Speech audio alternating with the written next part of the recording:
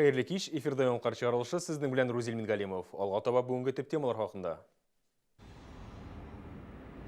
Бигіш диспетчерлар пикет ұйыштырды. Алар Внуково аэропортында самолет халакетінен соң соқ астына алынған коллегаларын яқлай. Аэропорт мейданында Лейсан Ханова болып қайтты. Наил Мәхдиев Кама балалар медицина үзәгендә төзекләндерү барышын тикшерде. Бина кайчан куллануга тапшырылыр, Гүзәл Шихапова белеп кайтты. Киләчәккә планнар билгеләнде. Россиядә беренче мөселман телевизион каналы ачылачагын хәбәр иттеләр. Шәһәргә мөфти Камил хәзрәт Самигуллин килде.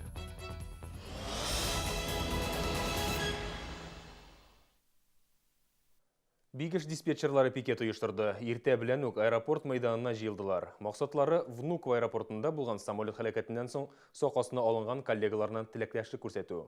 Фаҗига узган елның октябрендә булды, ә 22 апрельдә суд утырышы булырга тиеш.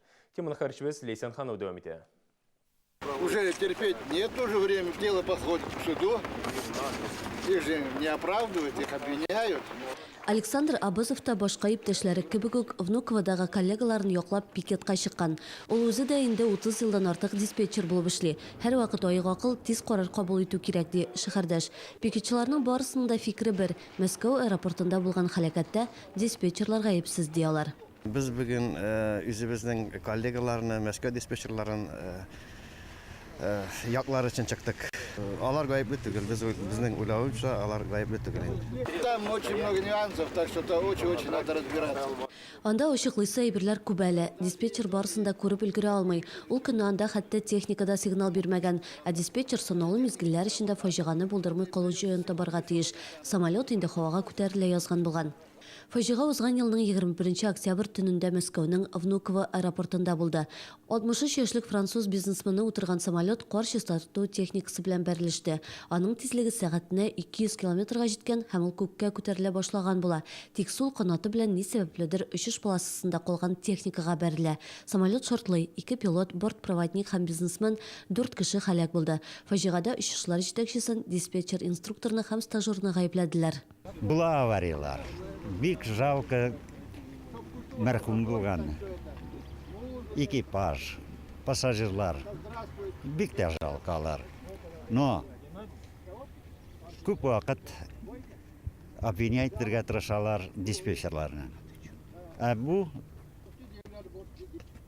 хәл абсолютно диспетчерлардан не зависело. Сразу взяли, обвинили.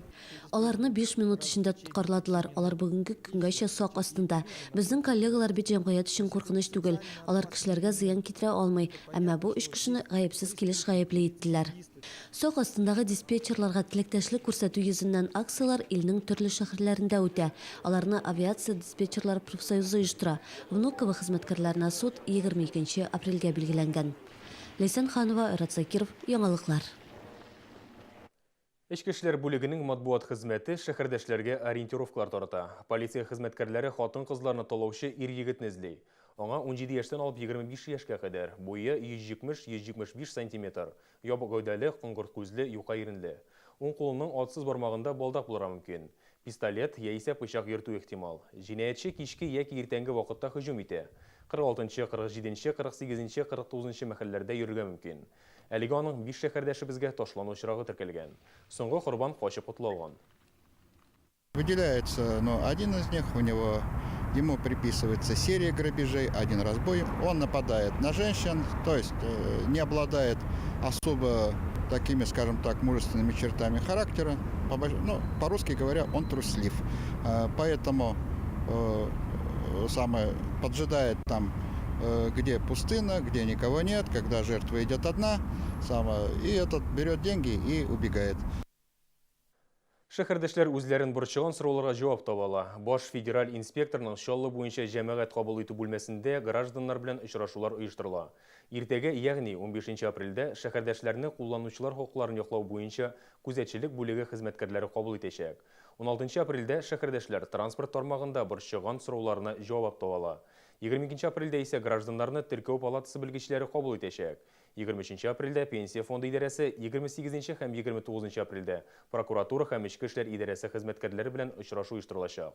Кабул итүгә алдан язылырга кирәк.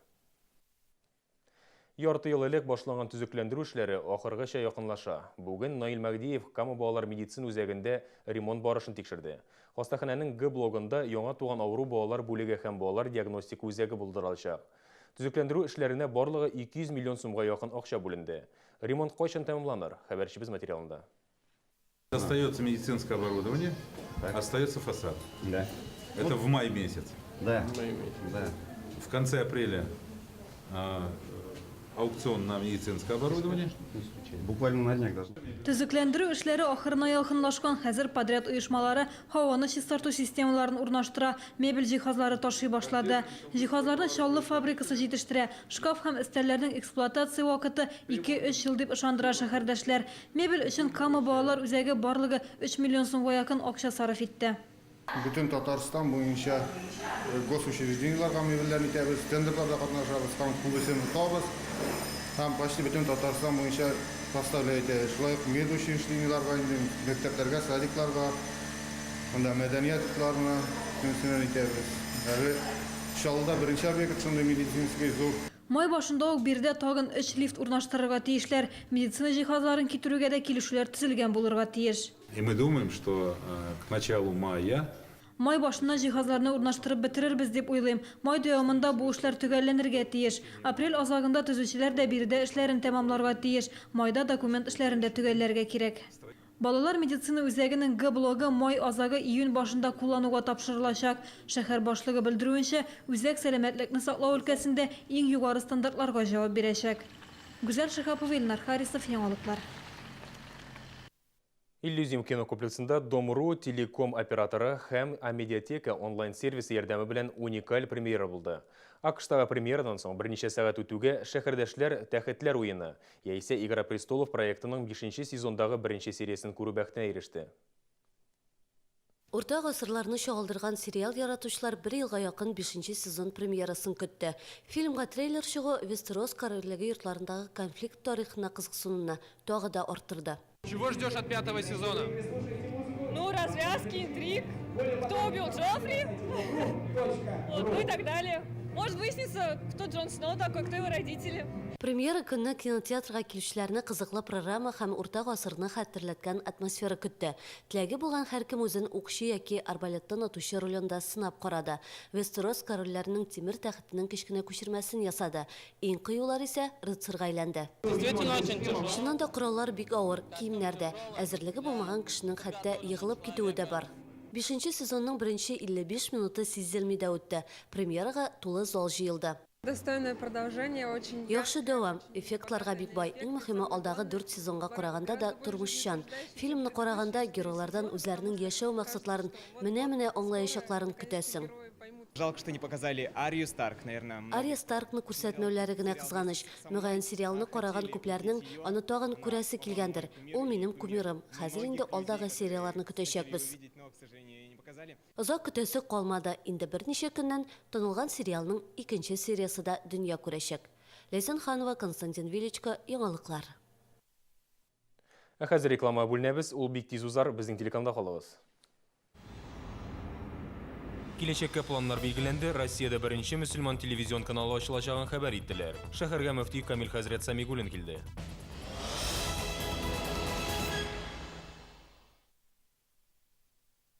Подпишитесь на газету «Пенсионер» всего за 69 рублей в месяц с доставкой на дом. Индекс 31 904.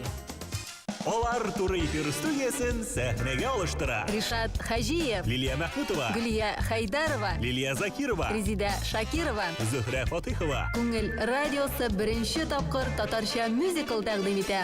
Бар да мәхәббәттән башлана. 28 апрель кичке сәгать 7 Энергетик Мәдәният сараенда.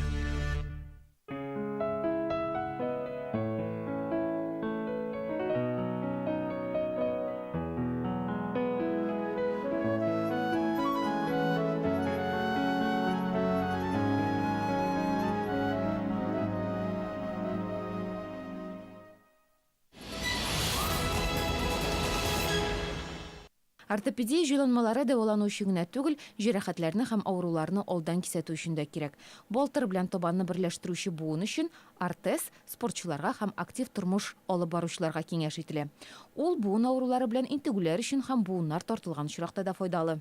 Он тем удобен, то что не нужно бинтовать ногу. Ул бик җайлы, аякка бинт салу кирәк түгел.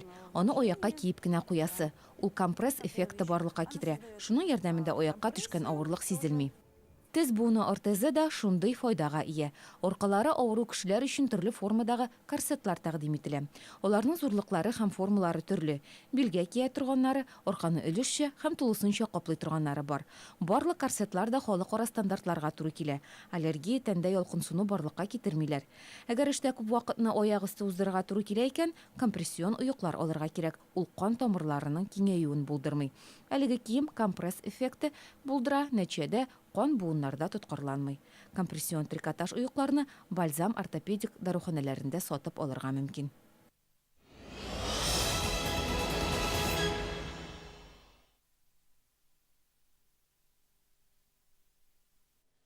Яңалыклар чаралышын дәвам итәбез. Сезнең белән эфирда Рузил Мингалимов. Шәһәргә мөфти Камил хәзрәт Самигуллин килде. Ул иң элек шәһәр җитәкчесе Наил Магди белән очрашты.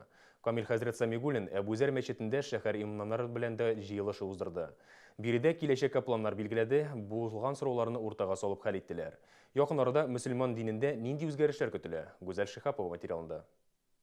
Имамнар өчен мөфти иң беренче Россиядә бердән-бер мөселман телевизион каналы ачылу хакында хәбәр итте. Әлеге каналның ачылуын инде 6 ел элек Дмитрий Медведев президент вазифаларын башкарган чакта ук хуплаган иде. Мөселман спутник каналы Мәскәүдә ачылырга тиеш иде. Хәзер исә башлаган эшне ахырына җиткерергә телиләр. Ләкин ул урыс телендә әлбәттә булачак, чөнки монда Кавказны да алачак, Мәскәүдә, вне муфтиятовский кебек. Әлеге каналның төгәен кайчан ачыласы билгеле түгел, бүгенге көндә сөйләшүләр алып барыла. Шулай да Чаллыдагы дин яңалыклары да биредә һичшиксез урын алачак дип белдерде мөфти. Мәгълүмати чараларны арттыру өлкәсендә тагын бер зур эш алып барыла. Инде майда Республика Диния нәзарәте тарафыннан татар домены белән darul-ifta.tatar сайты ачылачак. Бирдә төрле сорауларга карата республикадагы дин галимнәренең аңлатмалары урнаштырылачак. Сайт рус һәм татар телләрендә алып барылачак. Татарстанда бер фатва бирелсен. Аннан соң пересадка органов, кан алу, кан биргәннән соң акча алырга ярыймы, юкмы? Чөнки безнең мазхабыбыз буенча ул бит нәҗис булып санала. Нәҗискә акча алып булмый.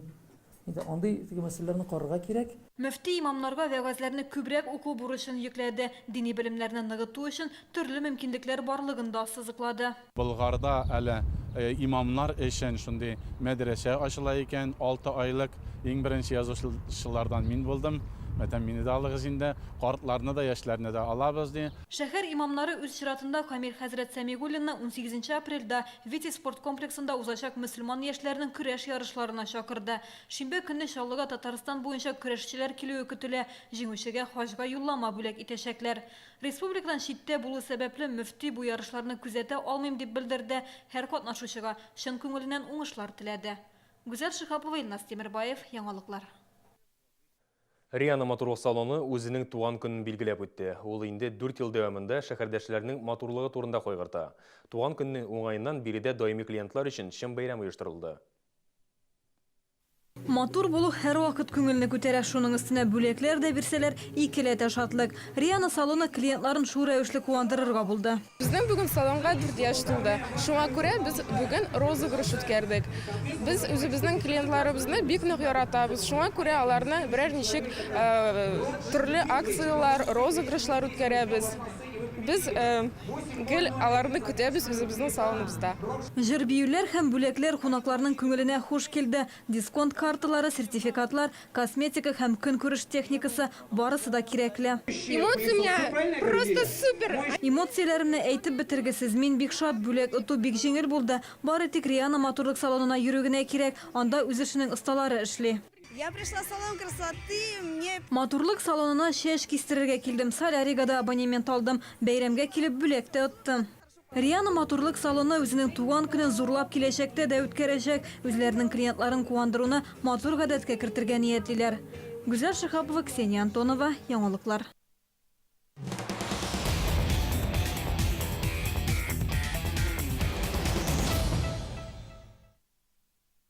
Илде космонавтика күнін бәйрәм иткенде, шәһәрдә Идел буе зонасының волейбол буенча финал уйнары узды. Бирдә Динамо Яршолы командасы да катнашты. Узган чемпионатта 10 команда арасында безнең волейболчылар беренче урынны яулады. Бу ялларда исә шәһәрдәшләр Чабаксар командасы белән ярышты. Волейбол сезонының финал уйыннарына Олимпия уйыннары призеры Дөнья кубогы җиңүчесе Алексей Казаков та кайтты. Хәзер ул чит илдә яши. Чаллыда волейбол зур үсеш алган ди шәһәрдәшебез. Я думаю, что еще вырастет дальше, потому что смотрю, сколько...